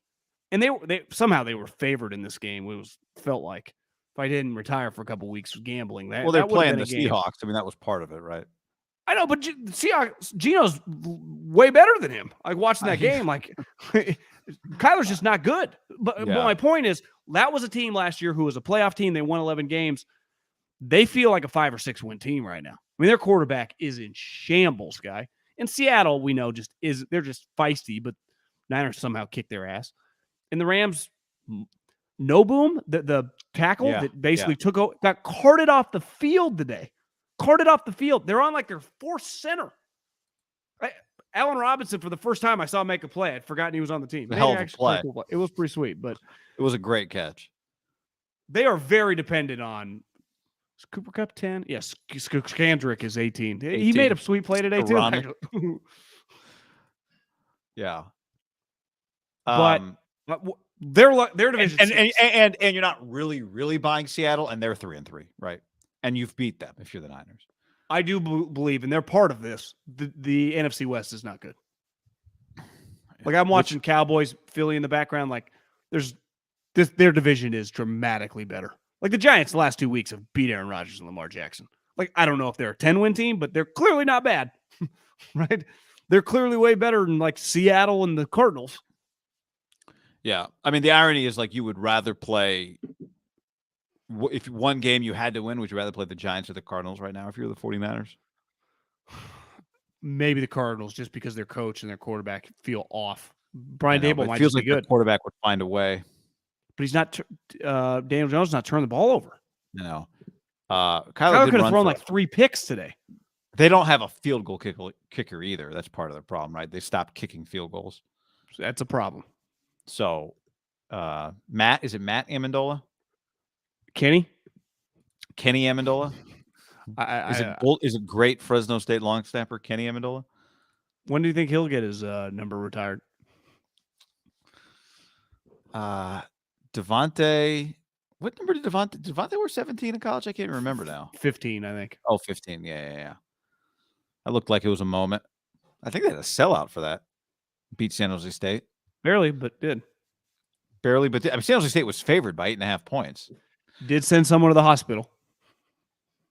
Yeah, well, I mean, I don't think you're allowed to build without the kind of like the shard-proof glass anymore.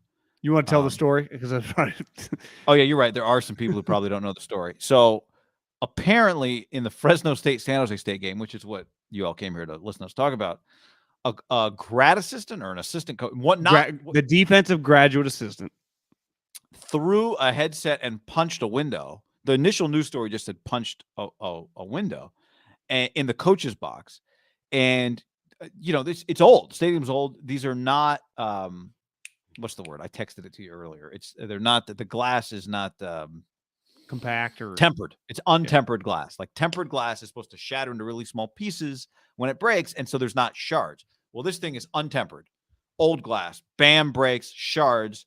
A mom and a little girl sent to the hospital, Valley Children's Hospital of all places, which is the sponsor of the stadium, Valley Children's Hospital Stadium.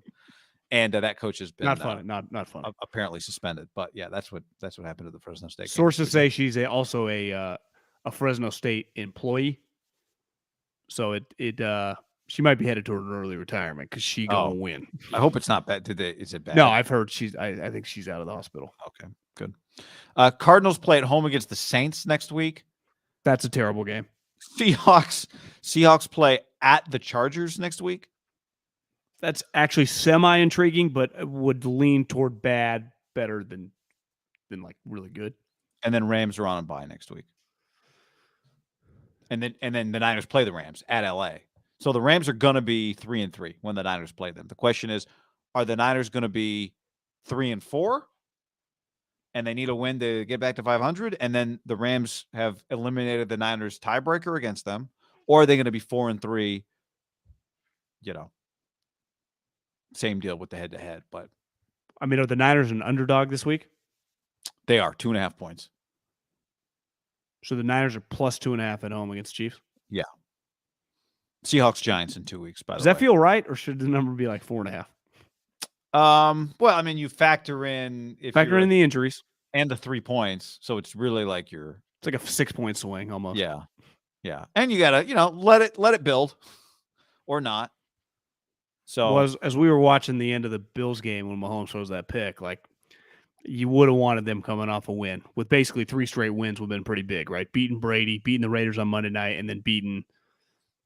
Even though I think ultimately the Chiefs, not that today didn't matter, but like. Every time they play until the Bills actually get over the hump, it's a bigger deal for the Bills. Yeah. Because ultimately today, one thing it meant for the Bills, it is a big deal for the Chiefs because today is that home field advantage? Like, are the Bills a 13-4, 14-3 team and they had the 1 seed? Sure looks like it. Because the 1 seed, like these new baseball setups, it's obviously a huge deal to be the 1 or the 2 seed, right? And you don't have to play that first series. You might get knocked out.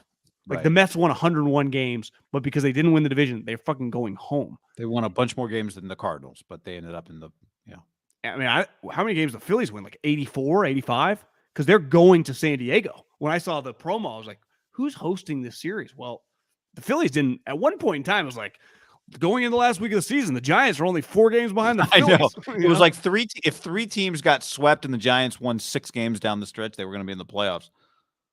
So the one thing in the AFC, like the 1 and 2 seed right now are the Bills and the Chiefs. So the Chiefs, if they're not the 1 seed, you could argue like whether they're the 4 or the 2, it doesn't really matter, right? For them, it's either the 1 seed or whatever. We'll just win the division. The NFC, though, 3 of the top 4 teams are all in the NFC East. So that's going to play itself out, right? Ultimately, I think most people are kind of shorting the Giants big picture, but you keep stacking wins. Like you get to 5-1. If they just had like a 1-4 stretch, they would still be 6-5. Would the 49ers sign right up right now to be 6-5? I think I would. I would sign up to be 6-5. So it just shows you they are. I looked at their schedule the other day too, Guy. Here's the thing. The Giants coming up games, they have multiple games with the Commanders. They have not played them yet. Next week, it's the Jags. Then they play Seattle. Then they play the Texans. Then they play the Lions. So they've already lost. Their 1 loss is the Cowboys. They got to play the Eagles twice, but they still have a lot of winnable games. Yeah. It's not inconceivable that they're get around the 9 mark. No, that's pretty crazy. They're 5-1. And even though they are, somewhat limited because of their quarterback, they've just, if you just say, like, put it this way, if you said all the rest of their games are coin flips and half of those games come up heads and half of those games come up tails, well, they're going to be in the playoffs. Yeah. I mean, even if they get swept by the Eagles and the Cowboys, they still might be able to go to 10-7 or 9-8. And 9-8, I think, has a pretty good chance to be right in the mix in the NFC. It did last year, and it did this year. Well, look at the teams right now that are the 7 seed is the Rams, 3-3. Green Bay is out, 3-3. Atlanta's 3-3. Seattle's 3-3. Now we think, well, in the end, Green Bay or the Rams, they'll be better than the Giants or whatever. But I say the Packers got some issues. Yeah. In Tampa, I mean, could they go 9-8 and win the division? Could they go 8-9 and win the division? Probably. That'd be Saints win today? Saints. No. Who did the Saints play today? I did not see any of that game. Joe Burrow. Oh, I did not watch that game. They lost 30-26. Burrow threw 3 touchdowns. The Saints are 2-4. You know where that game was? That was at home. It's not like they lost Cincinnati. Well, but why should the Saints be good? No, I know, but it's just they clearly have some good players. They just are not winning these tight games. They've lost a bunch of games by like 2 or 3 points. Joe on the stream. Saints 22-14, 28-25, 39-32, 30-26. Like they were just playing in these. The difference of Dennis Allen and Sean Payton is pretty big. Yeah. Well, I mean, the quarterback difference is pretty big too, but you're right. I mean, you know what Thursday night football is? Saints at Cardinals. That's whoever loses at 2-5, it's just season's kind of over. And honestly, whoever wins at 3-4, you're not totally dead. In the NFC. No. Well, I mean, yeah, no, you're not. Because I just think, like, Cardinals have Hopkins coming back. Are the Cardinals are the Packers about to find it? I don't think so. I mean, but they have Aaron Rodgers. The Bucs thing, Sean Payton today was. I saw a halftime, one of the Fox halftimes with Sean Payton on it on Sunday Ticket. I just saw Sean Payton talking about something, so I unmuted it, and he was talking about Brady, and he was saying, they were. I think they were. Were they scored? Did they have no points or 3 points at halftime today? 9 points, whatever it was. They were like down 10-9 at the half, I think, the Bucs to the Steelers. Steelers beat the Bucs today. Bucs are 3-3. And Sean Payton's like, look, Brady didn't practice on Wednesday. He didn't travel with the team or go to walkthrough because he went to Robert Kraft's wedding. And then, he's on the sideline screaming at his offensive line, like getting mad at guys. Well, you're the one missed practice. And I'm kind of paraphrasing Sean Payton. And he said, and you had the thing before the season where you missed 10 games. Like, even if it's not about anybody being mad, you have missed preparation time, and now our team doesn't look good. So is it because you left? Maybe, maybe not. But it's just those are the facts. And I did think, like, Tom Brady's on your team. You are so happy Tom Brady's on your team. But it's kind of weird to get on the plane to go to a game. He's not there. He doesn't go to walkthrough. It's like, well, family issue, because even Sean said, like, sometimes someone misses death in the family, birth of a child. Meets us there. Going to Robert Kraft's wedding? Yeah. Well, he's an untouchable. Of course. And I get it. But he has not, but it doesn't feel like he's done this first couple years, right? He's been all in. And it does feel like he's half out now. And they are. The guy that retired, John? And unretired? Are you questioning his dedication? That guy, which you could make the argument he's the most dedicated guy. I think Kobe, but I just mean like in the history of sports, and he's no longer that guy. It's not the same.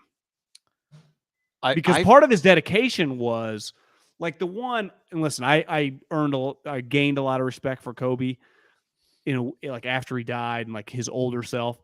But like the difference of like Kobe and Tom, who just all they thought about was their sport and they were just up early, sleep and do whatever it took. Like Tom really worked on being one of the guys. Like, I have to earn your respect, right? Like, bring the O-lineman over to my house. Well, if he's losing that element of him, that's a problem. Because if I'm like the right guard, like, what the fuck? Like, I know it's Tom Brady, but shit, Tom, where the fuck you been? In the history of time, like, that only takes you so far if you don't perform, right?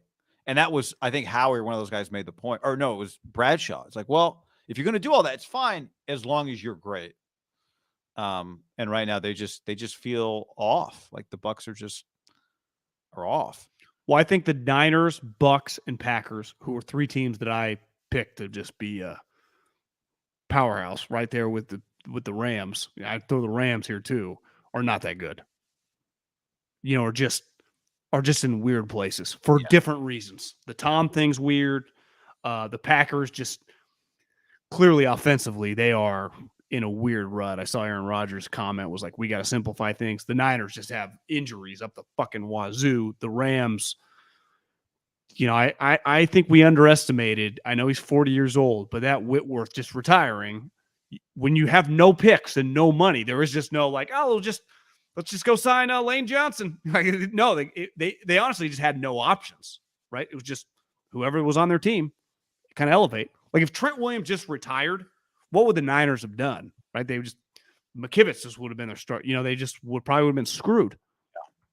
I don't even blame them. Like it is what it is. I don't blame Whitworth. He's like, I'm 40. I just won the Super Bowl. But I would have bet I wonder if they tried, hey, Andrew, we'll give you a little raise. That's a huge loss. I bet they did. I mean, Andrew on the stream would says, he come back now? I don't know. He looks pretty chill. You see, the Thursday night football games aren't good enough for him. Well, I just wonder, hey man, we'll give you $10 million. But I don't know. I think the further you get from it, the more you're just like, this is. I don't know. It depends. Life's pretty good. Andrew on the stream says, with the current injuries and amount of Falcon run yards today, what about calling up Ndamukong Suh? Given form and penalties, is it time to bench Brendel? So two different questions there. So what about Ndamukong Suh? Tweets a lot about the economy and rent prices. Their D-line's I think their D-line's fine. I mean, even with all the injuries, Kinlaw and IR, like all these guys, their D-line is not the problem. Now, I don't say that sarcastically either. Suh's a good economic follow. He tweets a lot about like financial situations just in America, rent, mortgages. He's on top of it. Remember Warren Buffett? Yeah, that's right. I'll go follow Ndamukong. But the Falcons did have basically, remember Algier? Like he was a good running back at BYU, and the Huntley guy, who I honestly, before watching the Falcons last week, I did not know where he came from. But the two of them was just a little bowling ball 1-2 punch. They were the combined 31 carries for 110 yards. One of them had 15 carries. One of them had 16 carries. You know the meme where the guy's walking with the girl and looking back and the other girl's walking the other way that everyone's been using for years? Yeah. That feels like be Kyle, be like Jeff Wilson, and then you could just put the 2 Falcons running backs, like their names on that chick. That would be a good meme for today. Don't you think? Dude, I just envision him looking like, I love these 2 guys. Well, here he's going to love him even more when he finds out Caleb Huntley was undrafted out of Ball State. Oh yeah, he's asking John Lynch, why weren't we all over this guy? But it's crazy. Like that happens to the Niners. It's pretty clear you watch that guy, you're like, this guy's playing the NFL for a while. Yeah. Like that running back. It's also clear watching the Niners that they do not have the punch with their run game, in part because of who their running backs are that they have had in the past. Do you agree with that? They're just, I mean, their best running back is injured. When you lose your best player, like if Huntley got hurt, I would imagine the guy he's ahead of is just like there's a drop. Eventually there becomes a drop off at positions. Right. But I'm watching the game today. Like there's a reason guys are backups. They are not as good as the starter. If they thought they were, they would play. Sometimes, like in college, they'd be like, a lot of unknown here with this redshirt freshman, and then they find out he's good. But it's pretty rare that it's like, here comes a star player gets hurt, and like in comes the senior. Like the reason the senior's the backup is he's not good enough. Like Brendel benching him for who? Like he's probably their best center. Now it can unravel on you. I think when it starts going bad like that, his last penalty was like the double snap. It's like, oh, he's not thinking straight. Yeah. He's probably super mad at himself. And I'm not trying to be like his defender here. Just makes a terrible penalty on a huge play. Pissed off at himself. Offensive lineman, there are a lot of, they're used to getting yelled at. And then the double snap is clearly, it's like, this is a disaster. Was it him that had the, did he have a fumbled recovery today? Well, Debo had the one. But a bunch of people tweeted at me and said that they thought Ayuk's knee was down. Because it did feel like nobody made a big deal about it. So maybe everybody knew that Ayuk's knee was down on that play. You get yelled at. Offensive players get yelled at. You're not allowed to put the ball over the pylon unless it's like goal to go. Like we're going to lose the, it's the last play of the game or whatever. Specifically Belichick. Belichick doesn't let you do it. But I've seen like college coaches and a lot of people now, it's become a huge point of emphasis, right? It's happened so many places. Does that ever come up with DBs? Or are they just like, fuck, man, I'm scoring? That play, blame him. That was such a crazy fumble that I watched him like, should you be allowed to fumble forward? Like basically throw the ball forward into the end zone. Now, no one does it because if it goes out of bounds, it's like, instead of having it 1st and goal on the 1, it goes back to the other team.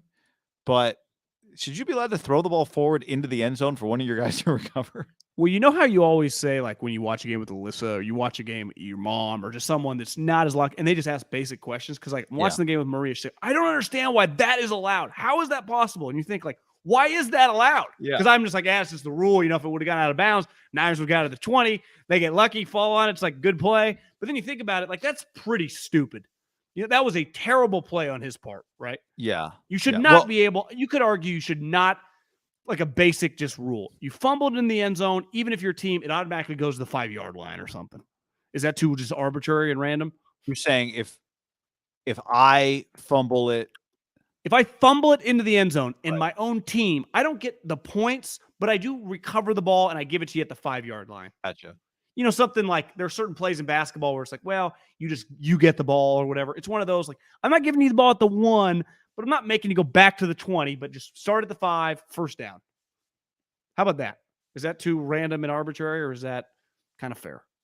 Because the touchdown to me feels like, and people have complained forever, it shouldn't go back to the 20. So you shouldn't go back to the other team, which I love that. I think it's just like one of the weirdest. It's so punitive that I think it's like, okay, if you're going to reach out, this thing could really backfire. Why not that? If it goes out of bounds, the other team gets to the 20. If you recover it, you get it back at the 20. But it's a punitive play. Oh, you're saying that the Falcons should have got the ball but lost like 17 yards. Well, I'm just trying to figure. I'm just trying to talk it out. I do. One thing you made me wonder. I don't know. Like there are rules about late in the game. You can't, like the guy that fumbles the ball carrier, right? Like the ball carrier can't fumble it forward into the end zone on like 4th down with 30 seconds left, and somebody else recovers it. Yeah, I don't.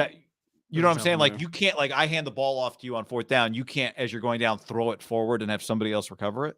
Yeah. But you can have that play. So it's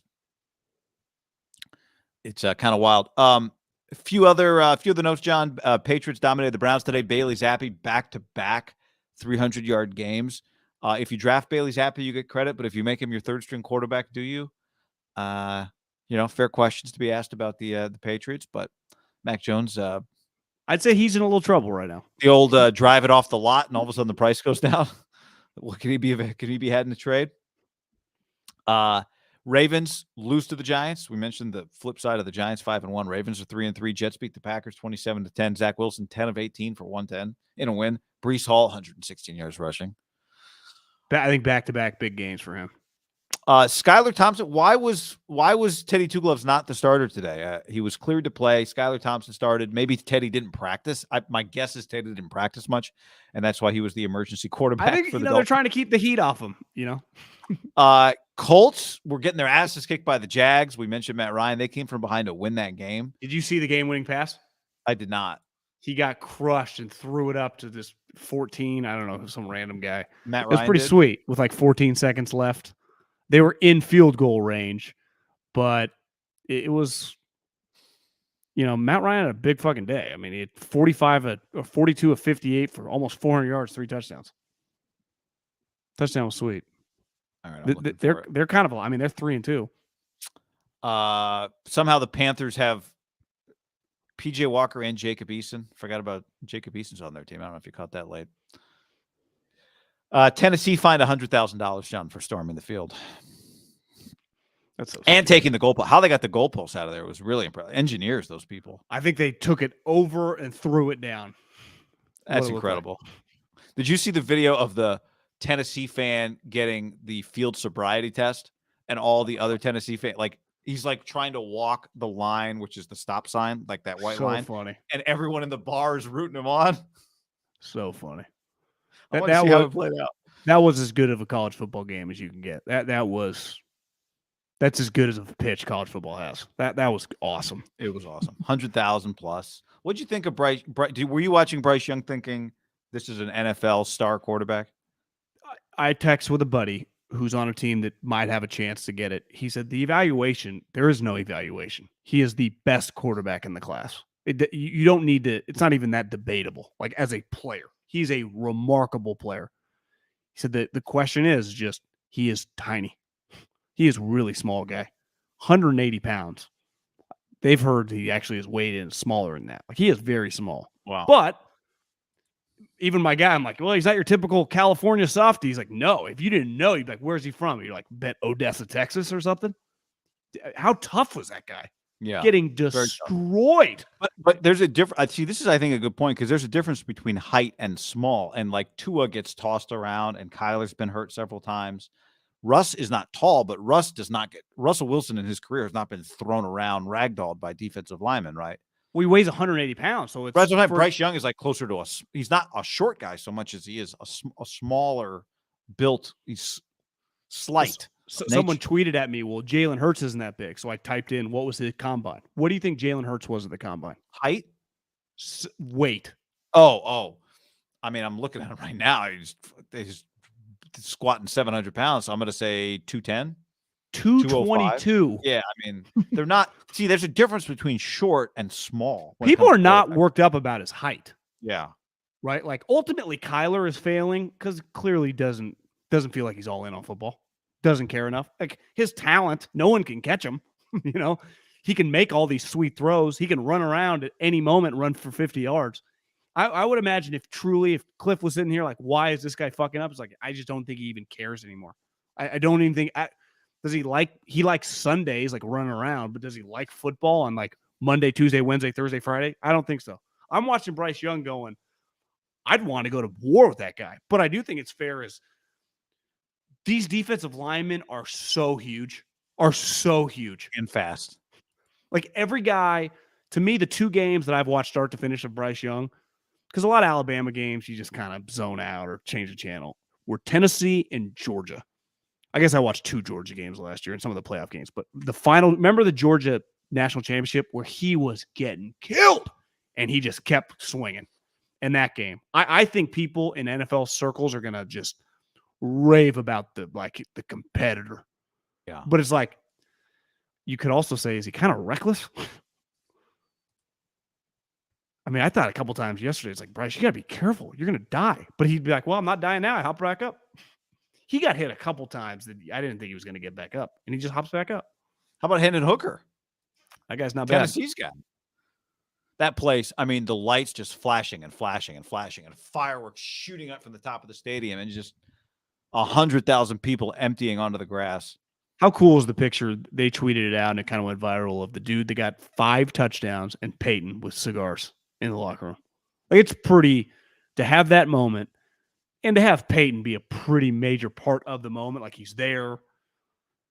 I mean, the Tennessee people, Kenny Chesney, he tweeted out a picture of like after the game, him on the top. Like, that's a big moment for the diehards, you know? I give Peyton a lot of credit. I was texting with someone. He goes to a lot of events.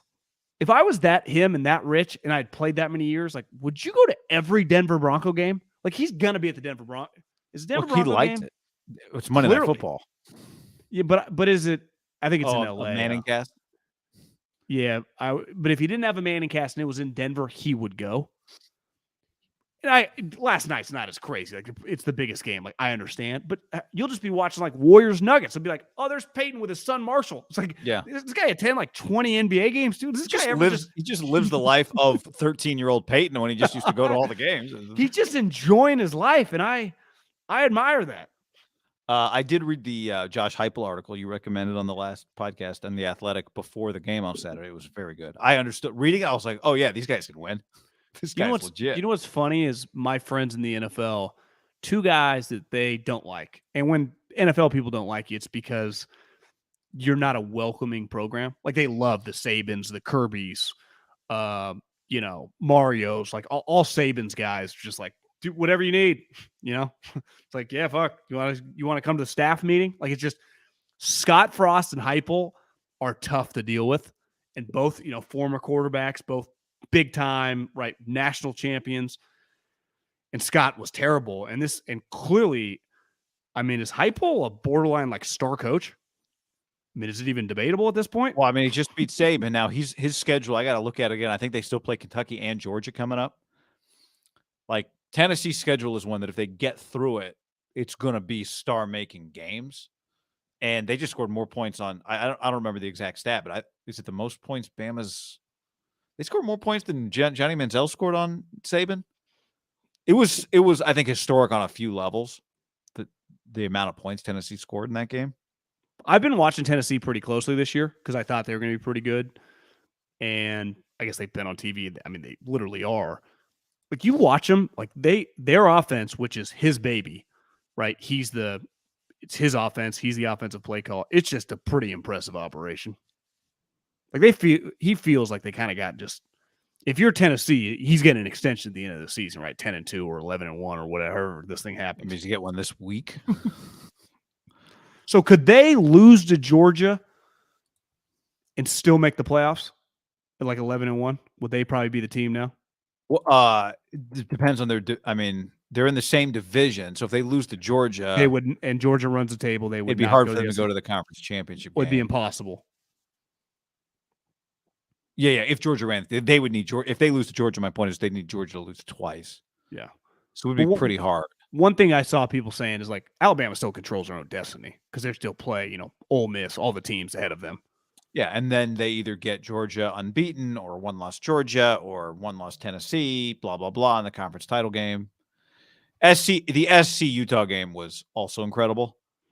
Caleb Williams is Cam Rising just won the game. Both of those quarterbacks, I think they combined for like 960 passing yards and 10 touchdowns total, like rushing and throwing. Caleb is incredible. I don't know if you've talked to him about him because he's not draft eligible, but he makes some plays that are just ridiculous. Even Nick Aliotti, who was Chip's DC at Oregon, and he's old school football guy. I was like, "What do you think?" He's like, "I think he's Superman." Like he's not throwing around compliments left and right. I think the reason NFL people haven't locked on to him is because they know they can't come out, and there are so many other top quarterbacks that people are just locked in and picking apart. You just don't have the time. It's like you need to learn everything about Will Levis, CJ Stroud. I'd say Tanner McKee, would you say, has come back to earth a little bit? Like he's not talented. Notre Dame this week. I know, but he's not. But he's still gonna be like if he gets picked in the third round, like Davis Mills, that'll be a pretty talented third round pick. So you are watching him. It feels like there are going to be, I'd say, over under quarterbacks in the top 90. It feels like 6 or 7 around the country. Yeah, I mean Ohio State, Alabama, Kentucky, Hendon Hooker, who might go a little later because he's older, but might not. Who cares? Virginia had a hype guy. I think they've kind of come back to earth because that Virginia's offensive coordinator actually went to Syracuse and they're crushing now. Oh, but he had huge stats last year. I was watching a Virginia game earlier this year and he's not playing good, but you saw his stats last year. He was really good. I didn't see this weekend. Miami played LSU, I think. Who won that game? No, Florida played LSU. Oh, Florida, that's what I meant. Florida. LSU won. I didn't look at the box score. The week before, Anthony Richardson, who was Florida's quarterback, who sliced and diced Utah week 1, was like 8 of 16 for 90 yards. Yeah, he's a go back to school guy. He's a go back to school guy, or like maybe they don't want him. Would that shock you? They're not good. Eagles are shock killing me if the Cowboys. if Penix, I don't know if he'll be top 60, but is a top 90 pick. I don't know. He looked pretty good last night. Yeah, he set a Washington single game passing record. How many yards is that? 516, I think. So Arizona, but they kind of got. I mean, they've lost a couple games in a row. Yeah. So our guy Jonathan Smith beat Washington State. It's a good win. They were good. I mean, they kind of manhandled them. Did you see? I thought Mike Gundy, I basically just tweeted, like, what a couple-year stretch for Lane, Harbaugh, and Gundy. All of them were undefeated this year. Both of them, dominated last year. And then I looked back up on ESPN.com, and Oklahoma State lost in double overtime to TCU. I didn't see any of that game. I know. They were up. I did not see any of that game. The Oklahoma State quarterback, I was watching some of it in the first half. His last name's Sanders. Pretty good player. Spencer. His mom is wearing a jersey, and every time he scores, the cameras, she's like, "That's my son! That's my son!" That's what she was saying. Yeah, because it's at TCU. She's in the mix. Yeah. So yeah, what a day! What a day! All right, plenty more to talk about this week. I know is you got a lot to figure out. What's the There's always two things when you play the Chiefs. One is Andy's record off a bye, which is like 19-3 or whatever, but they're not off a bye. The other is Andy's record off a loss, which I don't have in front of me, but I think is also very good. Right? Am I crazy, or is that also a stat? Feels, yeah. Andy Reid off a loss. Just a quick Twitter type here and see if somebody's tweeted about it. And performance in Andy Reid's teams now 16-2 coming off. That's an old stat. I don't know. Don't have it. That'll come out this week, but something to watch for. All right. On that note, stay hot, Roseman. Oh yeah, that game's 17-0 right now. Wow. Would you say Philly's kind of humming right now? That's the key when you're starting quarterback and your backup is people are like, oh man, I don't know, is Dak better? You just wait long enough. And they'll want you back. But Dak could have lost this game. I mean, it's on the road, Sunday Night Football, undefeated team. I mean, it's like the Cowboys winning this with Dak. Nick Sirianni. I mean, that's Nick Sirianni. I think I texted this to you a few weeks ago. Might be an all-time higher if this thing really turns out to be not this year, but just big picture. Like if this is their coach, nobody was about to hire Nick Sirianni that year. What if Had he done another interview? I don't think. What if he wins a Super Bowl? And he's not from. It's like, oh, a young guy not from the Shanahan McVay tree. Yeah, just good personality, kind of chubby body, but also not fat, weird body. Seems like I think it's just his face. Gets a little body fat. He just looks like a fun. He's got a bad body guy. Is Dan Lanning? He's not. Oh. Like he's weird body. He's not like big like a Mario, but he's not like a skinny LaFleur. He's just, for a lot of us, John, you just can't, as you know, like it happens. If you're not 6'5", you just can't 6'4", 6'3", you just can't carry weight in the wrong place. Okay, dinner 6'1". time. All right. Later, everybody.